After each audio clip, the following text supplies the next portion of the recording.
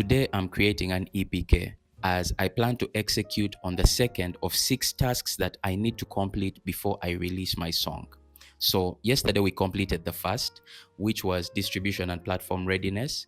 What we did was submit the song to Spotify editorial playlists. Today, we are going to be taking care of the second step, which is PR and outreach. Now, there are 3 things involved.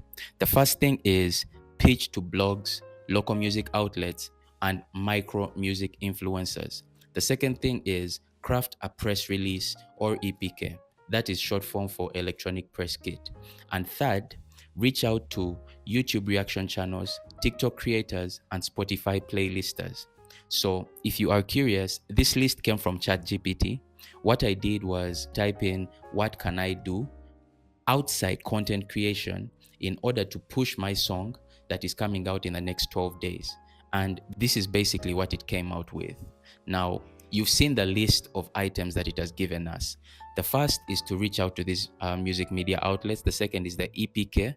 And then the third is to reach out to these content creators. However, I am deciding to create the EPK first before actually going into reaching out to these different media outlets. Now, full transparency, I actually sell EPK templates on this channel. So instead of creating one anew, I'm just going to take from one of them and actually just input my information. However, if you're someone that is actually looking to get started from scratch designing your EPK, there are 3 things that will definitely improve your design and basically make the whole process easier for you. The first thing is don't focus on the dimensions. Whether it's portrait or landscape, it's okay. It's really a preference thing. The second thing is search for inspiration online. Find something that you like and then fire up your Canva account and just try to replicate that. It might take 1 or 2 tries, mostly if you don't usually design graphics, so that's not your thing, but you can definitely do it. The third thing is your EPK must have at least the following things. It must have at least 1 photo of yourself. It must have a biography. The biography will basically tell the reader who you are, what genre of music you create, what your inspirations are, and then what your aspirations are. It must also include links to your music. This can be either in audio or video format. And the last thing, which I believe is the most important, it must have the easiest way to reach you. So social media accounts is a good place to start. Your Instagram, your Facebook, your Twitter, but also endeavor to add your email or even your phone number. The first thing I did was choose a template. Out of 20 options, I decided to use this.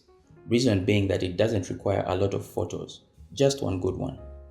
I'll have a walkthrough of how I customized this template coming out later, but for now, this is what we ended up with. If you want to get this customizable template, it's linked in the description. I've been wanting to do this for a while and finally it happened. I've used ChatGPT to come up with biographies before, but for the characters in my templates, not for myself. Today, that changed. In my first prompt, I shared my artist name and the genre of music I make. Because I'm releasing a project soon, I highlighted that as well. I am also aware that biographies can have different purposes, so I asked ChatGPT to come up with versions it thinks I might need. I closed the prompt by asking if it needed to know anything else about me before drafting. Note that I decided to use the extended thinking tool. So it needed to know more about my background and origin, musical influences and style, career milestones, key themes and message, and goals and vision. It also asked that I specify what formats I need and provided 3 options to choose from: elevator pitch, short bio, and extended bio. I believe this took me about 30 minutes to draft. I've never reflected this deeply about my relationship with music, mostly in my earliest years. And I requested for all 3 suggested formats. I realized from the first drafts it generated that I had forgotten to add the work I had done before the hiatus. So I went back and edited the prompt. After 2 rounds of editing, I ended up with 3 biography options. I used the first draft as a base, adding information from the other 2 and making changes where I saw necessary. If you want to see what I ended up with, I'll have the drafts linked in the description, but I ended up using the short bio on the EPK. This is what my EPK looks like now. Join me tomorrow as I research music media outlets to reach out to for the next phase of PR and outreach. Yeah. 256 in the building.